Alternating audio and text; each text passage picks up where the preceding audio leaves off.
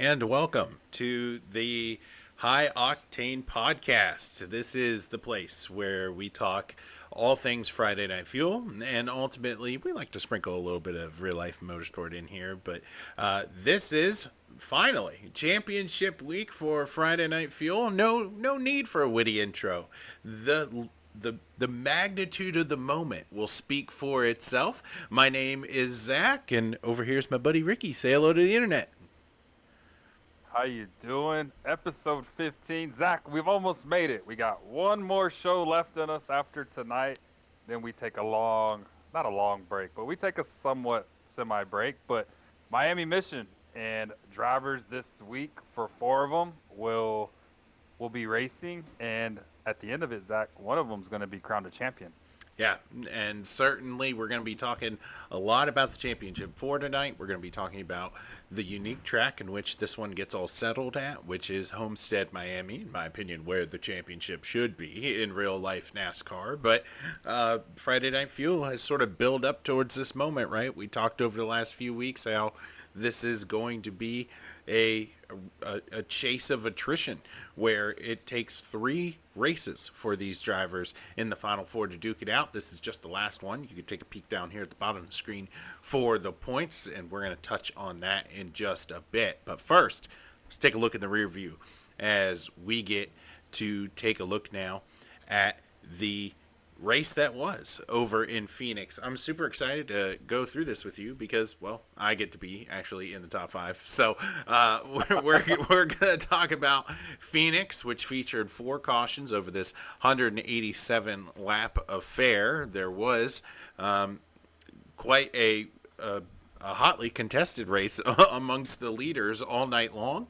And your top five for the evening was Ricky managing to get the win over at Phoenix, Mark Gonzalez, myself finishing third, Brett Bullard gets his way into the top five with a fourth place, and then John Gutekunst rounding out your top five. It certainly was a eventful one, Ricky. There was only three drivers finishing on the lead lap here at Phoenix. We're going to talk a little bit tonight about Spencer, my pick to win Phoenix, and ultimately we don't see him in the top five, but challenging racetrack, right? Challenging pit road, challenging racing surface. There's nothing the same at any end of the racetrack. Drivers really had to learn and adapt for this one.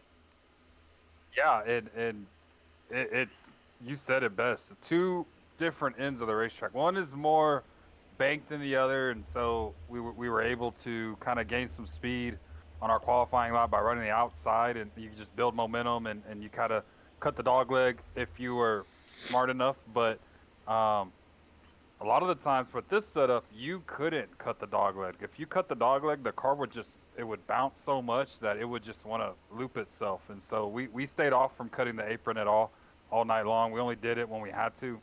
I know Mark kind of figured it out there at the end when he tried cutting it a little bit more than everyone else. But for the most part, you know, 1 and 2 is just as flat as it can be. And so our strategy was to just wrap the bottom of the racetrack, trying to Harvick line it. So all our NASCAR people that are watching this, you just stay on the bottom of the racetrack, stay attached to that yellow or white line.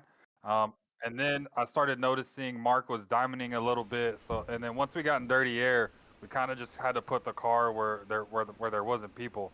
And for us, I mean, it just got super tight off exit, meaning the front end of the race car just would plow towards the wall, and we couldn't do anything. I remember we got a speeding penalty, and we got shuffled all the way to the back, and we kind of just methodically worked ourselves back up before the stage break, and kind of salvaged the day a little bit. I think Mark won the stage, so that I was like, crap, you know, losing another point to him and setting us back even further. And turns out I guess we had the fastest lap, we led the most laps, led a lap, and then ultimately won the race. So that kind of gave us the margin where you see now on the screen where it's -2. But all in all, it was very challenging to kind of be patient with the race car. You wanted to throttle input on places where you needed to just roll the car a little bit more. So that's what we did, and luckily we were able to come out on top.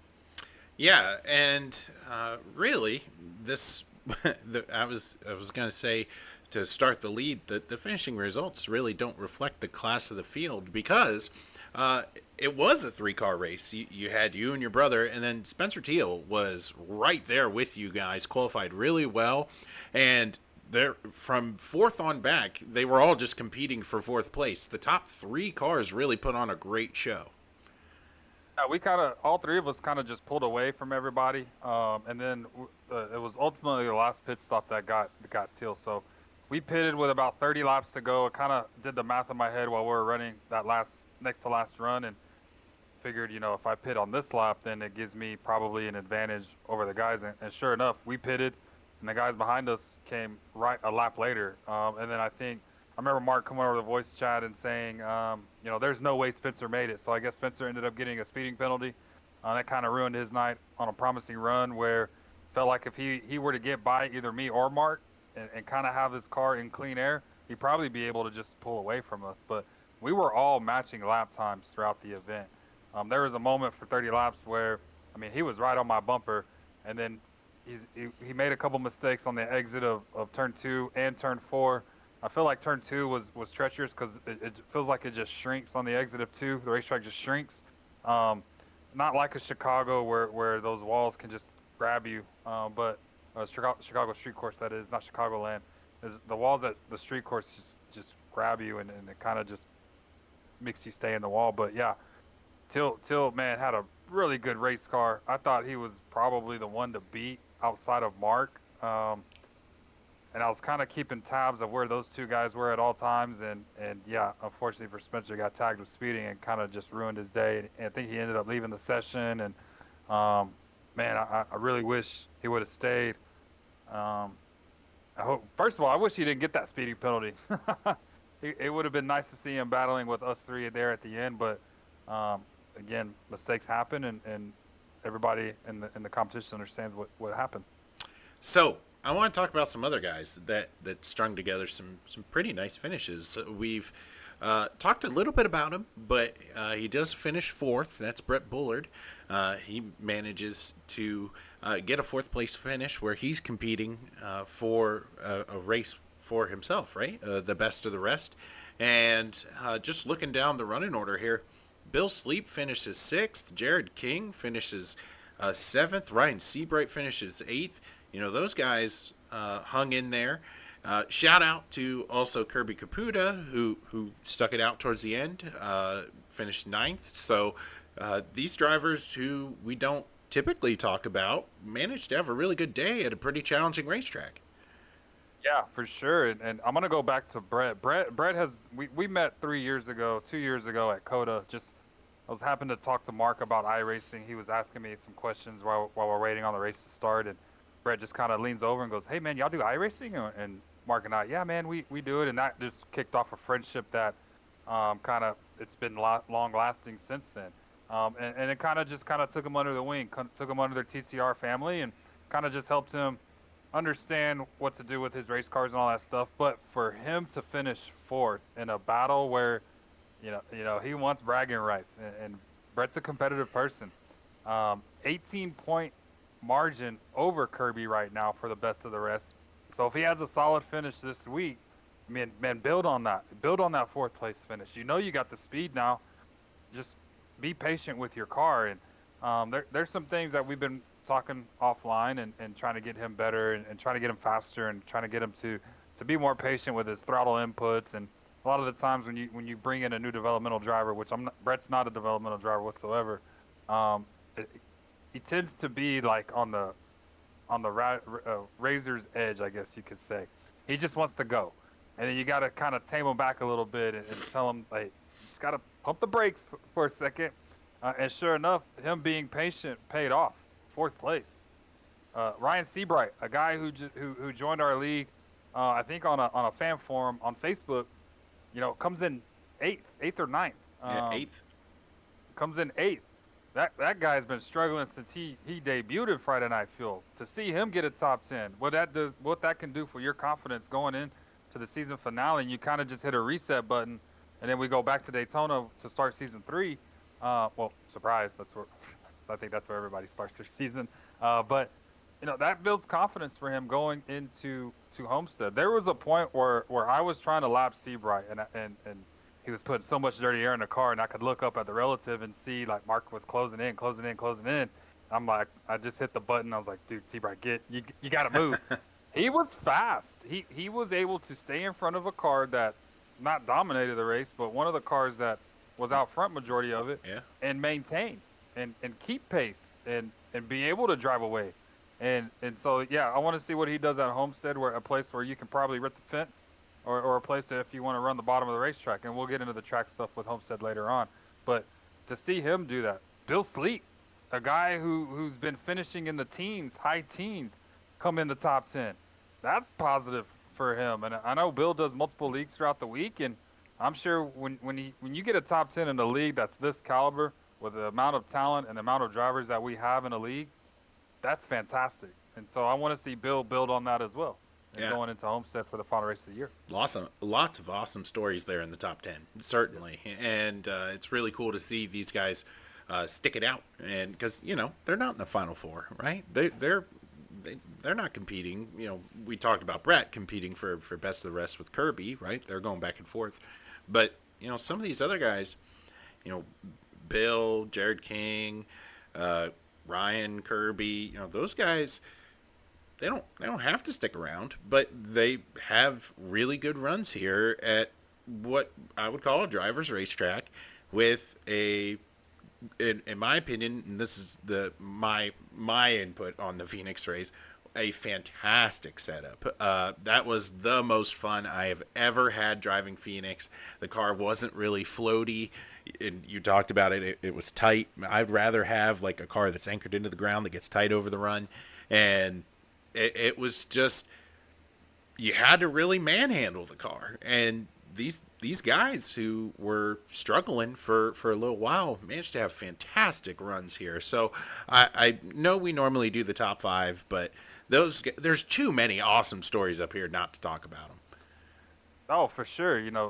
Jared King is one of them. I know he's a big dirt guy. Yeah, To see him improve on the asphalt side of things, come a and, long and I way. know it's come a very long way. In 3 weeks, 3 short weeks that he's been in the car, being able to do a couple races with us. I want to see him improve. I want to see everybody kind of improve, just for the league integrity, and for the competition at stake, and all that stuff. And who knows, maybe you figure something out these last couple of weeks that can build on to season 3 once we leave Daytona. I mean, those races, Zach, there's such just a crapshoot when it comes to the plate tracks, that you don't really get to see your skill set worth of drivers until you leave Daytona. And so I want to see what Jared can do now on the mile and a half. He ran really well at Texas, I thought, with the experience that he had on asphalt, and then coming to back it up with a top 10 at Phoenix. Let's go back to the mile and a half and see what can happen. Yeah. So great stories there leaving Phoenix. I think we've pretty much exhausted our overall thoughts of the race, and let's move on to the championship 4. And we've talked about how these drivers have been duking it out now going into tomorrow. It'll be 3 races here in the final leg of the championship. No Nate Estep last week at Phoenix, so it does put him at minus 41 for the championship 4. But other than that, you have a very doable conversation here with your brother Mark in the most preferred position, right? He's the leader going into Homestead. He knows what he needs to do. You're 2 points back. And then John Gudekun's hanging around down there, 14 points. Talk about stage points. I mean, that could just go away just like that. So that makes it really interesting going into Homestead for these guys. Yeah, and I'm going to talk about John for a little bit. If he wins the stage, and me and Mark don't get stage points, that's 10 points. So now it's a 2-point and a 4-point gap for those guys. Let's say he leads the lap. Well, there's 3. Leads the most laps. There's 2. Me and Mark somehow wreck each other, because that's what we're known to do with each other when it comes to hard racing. That's a 2-point differential that he can make up in a matter of 100 and something laps at this event. So yeah, mathematically, John's not out of it whatsoever. If he comes in, does what he needs to do, and by golly, he still has a chance to win this championship. But for Mark, it's being consistent. I know. I mean, and I hate talking about my brother like this because he's family at the end of the day. But Mark's he's fast. We know that. Mark's not consistent enough to like try to maintain what he's got going on. There's going to be times where he does make mistakes at Homestead, I feel like. So he does it every race. He did it at Texas, even though he won by a whopping margin. He did it last week at Phoenix, where he got loose and made some mistakes. He did it at Chicago Street Course, where he was leading the event and looped the car. Some of us kind of got involved with that as well, but we won't talk about that. He just has to be consistent. If he knows he's fast, but if you keep making mistakes at the end of the day, that's going to be the difference between winning a championship and not winning a championship. And so for him, he's just got to come in and do what you got to do. Control the controllables. The uncontrollables, you can't really do anything about it. You know, if somebody gets into you and wrecks you, it is what it is. You can't really fault anybody. Well, I guess you could, but you can't really fault him for that. So, and then for us, it's just you got to be aggressive. We got to get stage points. We got to lead a lap. We got to find a way to lead the most laps because then we're in a tiebreaker situation. I think after tiebreaker, it goes to wins. After wins, I think it goes to top fives, and after that, it goes to top tens. And so we just got to find a way to find 2 measly points. I don't know what it is. I don't know how we do it, but we just got to find a way to get 2 points, and then hopefully at the end of it, we're all hoisting the trophy. And I feel really bad for Estep. I wish he would have showed up last week. I know he had some emergency stuff going on with the family. So still thinking about you, Estep. Hope everything's good. He posted in a Discord last night, not the Friday Night Field Discord, but another Discord we're a part of. And he was at a hockey game. So it looks like everything is back to normal for Estep. Hopefully he's in the car tomorrow. I want to see him finish the year out pretty strong, and build on what he can do for season 3. He's had a fantastic year. He's won multiple races. He's led laps. He's finished in the top 5. He's been up there with speed at tracks where I thought he kind of struggled at. But hopefully next season, us 4 are still in the championship 4, and we can have a good battle there at the end. I just hate seeing him miss races. That's just unfortunate. But I know real life stuff comes first. Yeah. So we've talked about how you and Mark are going to try to maneuver this, right? Mark is minimizing mistakes. You're points hunting. And John is just trying to maximize as many points as he possibly can. As a championship driver, how hard is it to now get ready? I mean, I know you've been in this position before, trying to get a championship, to blur out all the noise and just control what you can control. Yeah, it's difficult because, man, at the same time, you're trying to watch where those other 2 are, right? We're not going to worry about Nate. Nate's mathematically, I believe, out of it, but never say never, I guess. But for me, it's probably just going to be keeping an eye on the 88. Where's the 88 running at all times, you know? And is he pulling away from me? Am I quicker than him? Can I pull something out of the rabbit's hat to figure out to get around him? You know, we gotta figure out a way to put dirty air on Mark's nose and just make him burn his stuff up. And it's very hard to do that with somebody you know personally and know how he races. So, I mean, I don't know. And you've said it. We've been in this position before where we haven't come out on top, and you kind of learn from those mistakes and those situations where you kind of you've been there, done that. You know what it's like to not get the job done. And so, yeah, for us, we're just going to try to maximize the day and see where we end up. If we win it, we win it. If not, I know we're going to have a great representative that's going to be crowned a champion, and they're going to be a great ambassador for Friday Night Fuel, and we'll just tip the hat. We'll be good sports. That's something we've always prided ourselves in, is being a good sport. But at the end of the day, it is a competition, and competition brings out the best out of everybody in a pressure-made situation where it is the last race of the season. And I'm proud to have the 3 races and not just a 1 knockout. So Yeah. we'll see what happens tomorrow night. We haven't turned a lap in practice. I don't think Mark's turned a lap in practice either. I don't even think Gutekunst has turned a lap in practice. Now I could be wrong, and those guys could have practiced, but yeah, we'll just get in the car tomorrow, probably be by ourselves, just to have peace and quiet. And I probably do need to be around friends just to keep me level-headed, because there's going to be probably moments where I just get frustrated at certain things. And I know you're a good spokesperson of keeping the room calm. So, yeah, I haven't decided what we're going to do yet. I haven't decided if we're going to be in a room or not. I don't know, but yeah, you can hear it in the voice. Like, you can feel the moment's coming, whether I like it or not. So we'll see what we can do tomorrow night. All right, good stuff there for your points update. Let's take some time and take a quick pit stop. We're going to, at this portion of the show, take a quick break from everything Friday Night Fuel and go somewhere else. And sometimes it is in the motorsport world. We've talked about also console gaming within motorsports. We've talked about NASCAR 25. Cannot wait for a new diary update with them so that we can talk to you guys more about it. Heck, even in the off season, we might just have a NASCAR 25 show, and we'll wind up talking about that more. But today we're going to be talking about the eNASCAR Coca-Cola iRacing Series, and kind of recap for you guys what's going on over there.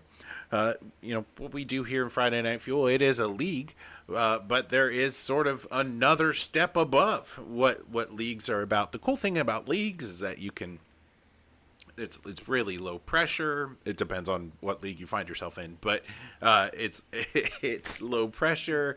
You make friends along the way. The competition is helpful, right? We're all trying to get better.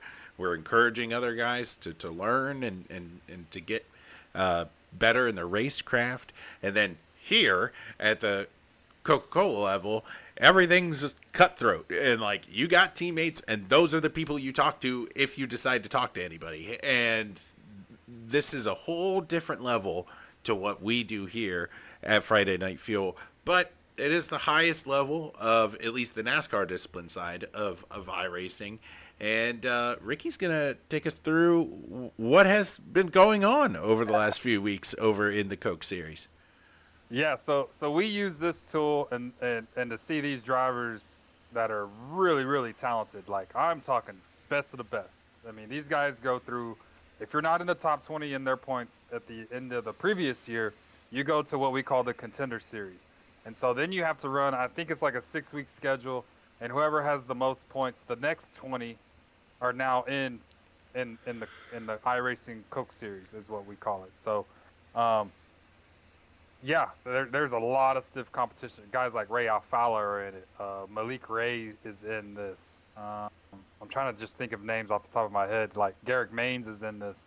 And these are really, really talented drivers on the server, and they stream a lot of their stuff as well. But we're just going to catch up on the season with what those guys are doing. So they started their season at Daytona, and Steven Wilson from Spire Motorsports wins that race. Then they go to Las Vegas, and Colin Keister was your winner at Las Vegas. Daytona, enough said, that's a plate track. Vegas was almost the same way. So we're able to follow these guys week in and week out. We'll have a couple Twitch streamers on the rig, and then we'll have the YouTube display on the TV here in the game room, and we kind of just watch to see what these guys are doing with their cars, and that's where we kind of learn, and we go from place to place when they on the schedule, and we kind of just, all right, what are these guys doing that I'm not? What do I need to do to get better? So what I love too is that they're starting to throw like an international taste on this. So the past 3 years, they have gone to a road course that is kind of internationally known. So last night, or 2 nights ago, they actually raced Tuesday. They raced at Brazil. So that was pretty cool. Tony Kanaan did a whole segment of talking about how this place was. And last year they did Brands Hatch. The year before that, they did Monza. And so now you can see a theme of where these guys are taking their talents to on the road course side, in a stock car that's probably not made to race on a track like that. But Steven Wilson, known as a road course ringer himself, came out on top in Brazil. And I wish I had a points update because I didn't. I do know this though, Zach. The guy that I cheer for and the guy that I watch the most is in P2 in points. And so that would be Casey Kerwin, driver the number 24 for Pioneer Esports. I believe that's the team name. But yeah, Casey is somebody I kind of try to model myself after when doing these types of iRacing events. When he does a lot of the road racing stuff, I kind of go back and see where his breaking points are, what he's doing with his car in the next gen, and then kind of mirror it. Now, that doesn't equal to the lap times he runs, but if we can mirror what he's doing with his shifting points, with his braking points, it definitely helps when you watch some of these guys at the top level trying to understand what to do at a racetrack that you're unfamiliar with altogether. So, um, yeah, it's a pretty cool series to follow. They do a bunch of other iRacing leagues as well. Like they do a college series, they do a truck series. I think one time I saw an IndyCar series going on, and yeah, it's just really cool to see all these guys do different things on the platform. Yeah, and they're like the iRacing superheroes, right? They put Yeah, so much time and so much effort yeah, into their craft.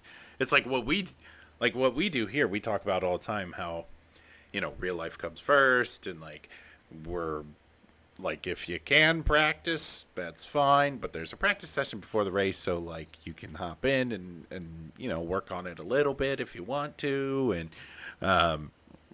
what we do down here in league play is an entirely different world than what goes on in the Coke series, right? These guys are practicing all the time. They have coaches and mentors ready to pump them up and get them to where they need to go, and as you alluded to earlier, like real life team in motorsports can pick up a driver and adopt them as their team, so you get those yeah, resources and all that. And I think one of the coolest things when it comes to the Coke series is like sometimes you're able to watch some of these streams, and these guys, like, you're sort of expecting like the grand setup and like the best chair, and it moves left and right and forward and backward, and then you had to be there, chat, but triple screens and all this stuff. Well, some of these guys, they're they're racing on like humble beginner level, maybe a step above that kind of stuff. It really proves that, like, yeah, your equipment can add speed, but if you're good at what you have, you can definitely make it. yeah. And I know Kerwin's on triples. What's his name? Garrett Maines. I mean, he's not a Coke driver, but he's a popular NASCAR driver who does the Twitch side of things. Garrett Maines, G29 wheel, not the best wheel, and a single monitor. I think he runs on a TV like that, or at that. So it's crazy. You don't need with all the bedazzled stuff. I don't know what I'm trying to say right now, Zach, but you get what I'm trying to say. Uh, you don't need all the. Go ahead. Oh, I you do you have bedazzled iRacing items? Is that something that we should No, know? no, but Like, I did have LEDs on the back of my monitors, but now it's behind me in the room, so it lights up the room. But anyways, like you don't need all that fancy stuff, and these guys spend multiple hours throughout the week. I believe Casey said he spent up to like 4 or 5 hours practicing the setup that they have for Coke events, and he probably just does it a day before the session, or he probably does it like a Sunday night, and then jumps in Monday, if NIS happens to be running that track that week that they're racing at. Um, he'll jump in a Monday night session and then test it, and then he'll be ready to go Tuesday for the Coke races. So yeah, there's a lot of time and effort that these guys put in. Where a league like us, half the guys just show up and race. We don't even put in that amount of practice. So um, it's pretty cool to see these guys battle it out, and I mean they're like literally like this the whole time for like 100 and some yeah. laps. It's wild, Zach. It's really wild to see. I see Jared King out there in the comments. We talked about you earlier, buddy. Appreciate everything y'all have helped me with. Shout out to Mr. John for pushing me to run more asphalt. Yeah, we've talked about your growth, and it's been really cool to see.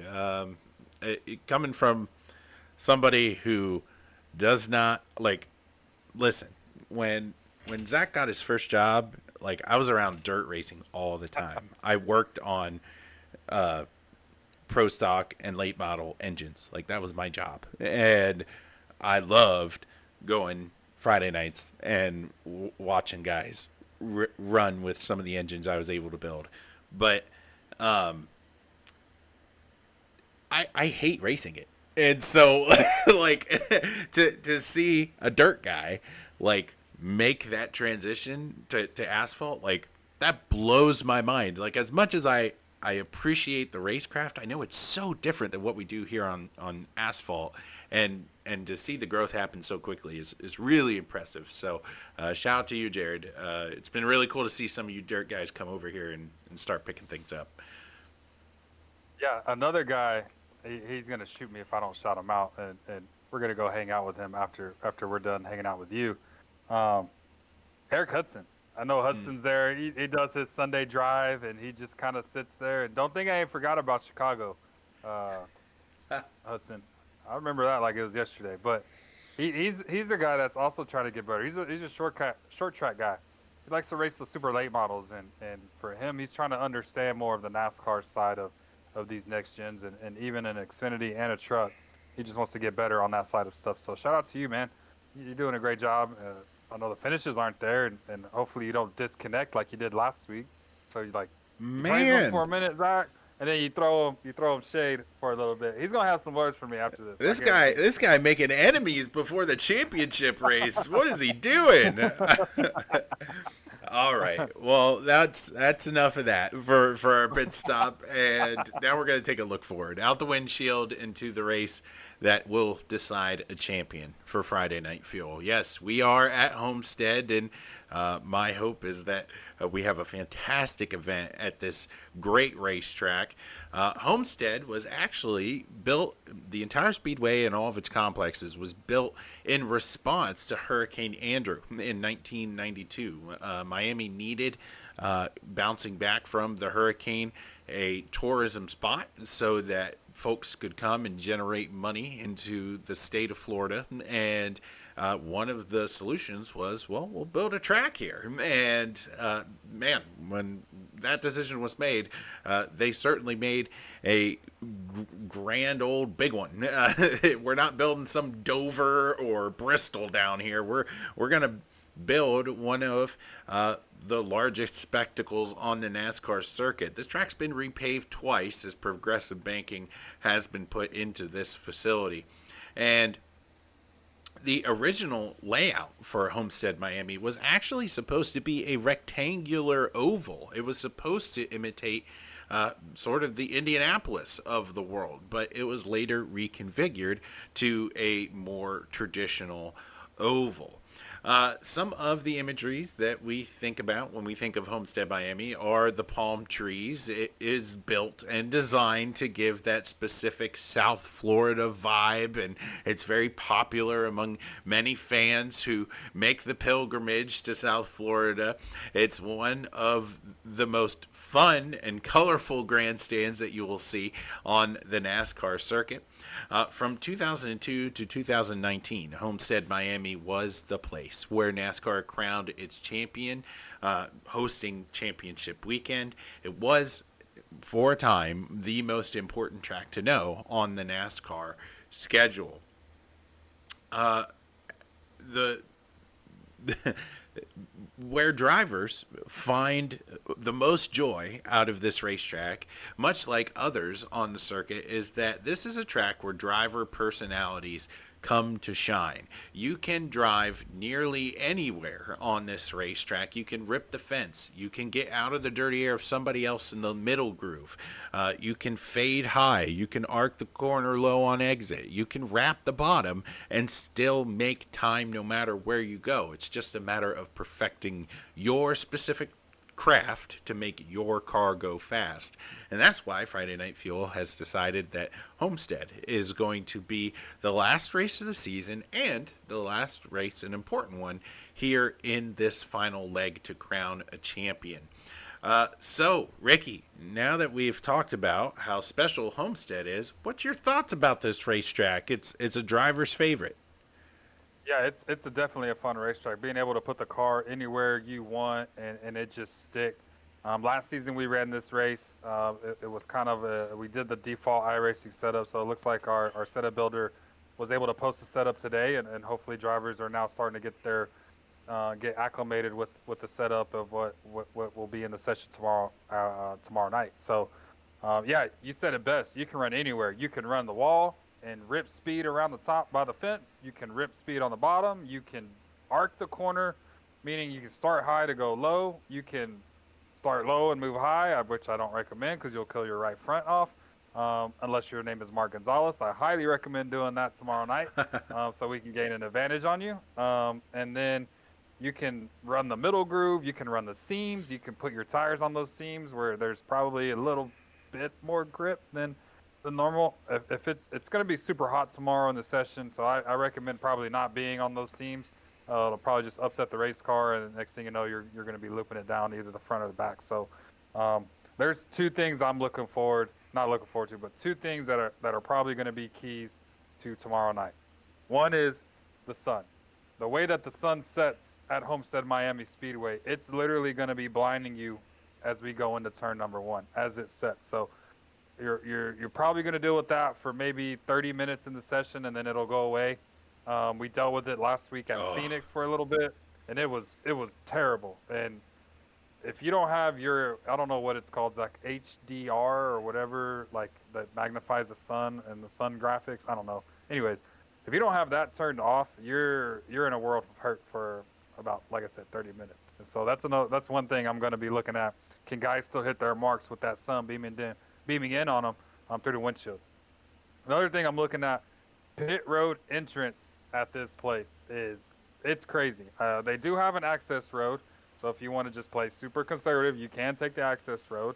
Don't recommend that because you're going to lose so much time doing that. But it's kind of like tucked in away, and we saw this happen in real life. I believe 2 years ago, or maybe it was last year. Kyle Larson was coming to pit road, and he was trying to catch Ryan Blaney, and trying to shrink the gap so that the pit crew could do their things on the money stop. Unfortunately for Kyle, he hit those barrels, and it ruined his day for that race at Homestead. So, yeah, you're gonna try to not knock those barrels down coming to pit road. You're gonna be going about 180 probably at the end of the straightaways, and being able to get the car well down from 180, still maintain speed and throttle inputs, and then try to brake late, cut it down to the racetrack without losing control of the car, and making sure you don't hit those barrels at the beginning of pit road is going to be key. And we saw it last week. We talked about it earlier too. There's guys that are probably going to speed on pit road, just trying to get every inch, because every second on pit road does matter. So yeah, those are going to be two things I see. I guess the third thing is just going to be where people are running the entire time. Are you going to be up near the wall, or are you going to be down in the middle of the racetrack? So we're going to be dictating, kind of see where everybody's doing during the race, where they're making time, where we're losing time, and kind of just make a decision of where we need to run. And then, yeah, hopefully tomorrow night when it's all said and done, to be honest, I don't care if it's myself or if it's Mark. I just want one of us to bring the trophy back to the stable, and hopefully one of us at the end of the night is doing that for sure. I know Wes would be extremely proud for us to win back-to-back championships as a team on the driver's side of things. Yeah, certainly a lot to fight for over there at Titletown Racing. But don't forget John. We talked about John earlier in the show. He's definitely in it. 14 points out. A novice would look at that and go, wow, you got to make up a ton of spots. But with that stage in the middle, that changes everything. And maybe drivers are going to strategize playing with fuel and trying to figure out how you can stretch and put yourself in the right spot. I think a key takeaway, excuse me, for me, like a key to win the race is something that we talk about a lot at Daytona and Talladega and now the new Atlanta, and that's the draft. I mean, the draft plays a huge role here at Homestead, and you can make up a ton of time on a group of cars in front of you if you got a buddy and you know how to work it. You can have one guy wrap the bottom, get that little gap, and then you can get the run up top and soar it, and then bump draft all the way down the backstretch. We've done that before, and that's always a ton of fun. But finding friends, these terms that we talk about at drafting tracks, you can make up a ton of time here at Homestead by using the draft. Yeah, for sure. And yeah, we call it the term slam drafting, especially since we're in Fords, and it's kind of a round nose compared to the Chevrolets who have a pointy nose. And I guess the Toyota, it's not as pointy as the Chevrolet, but it is kind of more triangular shaped than it is round. And so yeah, that's another reason why we picked the Fords is we're able just to do some of that stuff with the draft and um, yeah, it's happened to us plenty of times. Guys running the top or running the bottom, and they just come and just bam, they hit you down the back straightaway or the front straightaway, and try to set you up to get where we're trying to get to, whether it's catching a pack of cars or you're trying to get around a lap car. Like that stuff does help big time. And then you're able to save fuel. I know last year was a fuel mileage race, and John was able to come out on top of that race just because he was able to play his strategy for the fuel right. But our guy's going to be saving. Our guy's going to be trying to just cut it really, really short at the stage break, or some guy's going to try to flip the stage, where they come in before the pits close and kind of treat it like a road course race. Anything can happen in these races. Also depends on how many drivers we have tomorrow night. If we have anywhere between, I don't know, 13, 15 drivers, maybe that's something you do think about and try to not lose a lap. Yeah, a lot of mind games probably going to be played, especially with those top three in points, and somebody could come in and just spoil it all together. I will say from past experience, it's not fun winning a race when we have friends battling for a championship because your interview kind of doesn't matter. We kind of want to hear for who the champion's going to be. So yeah, good luck to everybody tomorrow night, and appreciative. It's been a long season, and glad that it's finally here, and glad that we're finally able to get to the last race and kind of just take a break after this. It's all said and done. All right. Well, before we go, I'm going to make one last prediction on the Friday Night Fuel slate, and I've done a pretty decent job for a little while now, not picking the championship four contenders, just simply because I want to see upsets, and that's kind of how I'm wired now. I want to see somebody go up there and play spoiler, and we almost did it last week. And I think that this week we've talked about him a little bit in the show, and I was able to hang out with him a little bit earlier this week. Watched him run some other races and trying to gain confidence and make sure that he's got his racecraft ready. But he does have something to race for, and that's the best of the rest. And I'm going to pick Brett Bullard to go out and rip the fence. He's one of those guys that he's going to be up at the wall. Brett's going to be ripping the fence. So I think that this track suits his driving style. I'm actually going to look at those dirt guys this week as well. Kind of that wheel throttle management up there by the fence. They're always really good at these kinds of races. We could very well have a big surprise upset here for the last race of the season. Yeah, and anything could happen, especially if it becomes a field mileage race. Like those guys could play their cards. They come top off multiple times, and they can go an extra 3 or 4 laps compared to everybody else. And Zach, all those laps add up when it's all said and done. So I'm gonna see if those dirt guys come on with it. I want to see some of them get a top 5. I want to see them battling for wins. Don't let John Gutekunst be the only dirt guy that's able to wheel on asphalt. Come on, man. Have some pride for yourself, dirt guys. Let's go. I want to see you up there. Get up there, Jared. Come on, Eric. Let's get it. Castelli. There's a whole list of them I can go through and start naming dropping off if we wanted to, but say that for a different time and different moment. And come on, guys. I want to see you up there at the front tomorrow night. And you very well might around Homestead, where the top and ripping the fence is a desirable piece of real estate. Well, you're all fueled up and ready to go. I hope that you guys are ready for an action-packed race tomorrow out at Homestead, and we will be here next week to talk to you about the champion of Friday Night Fuel, maybe what is in the works for next season for Friday Night Fuel, and setting you off right for a great and fruitful off season. For my partner Ricky, my name is Zach, and we want to thank you for tuning in. Take care, everybody. Have a great night.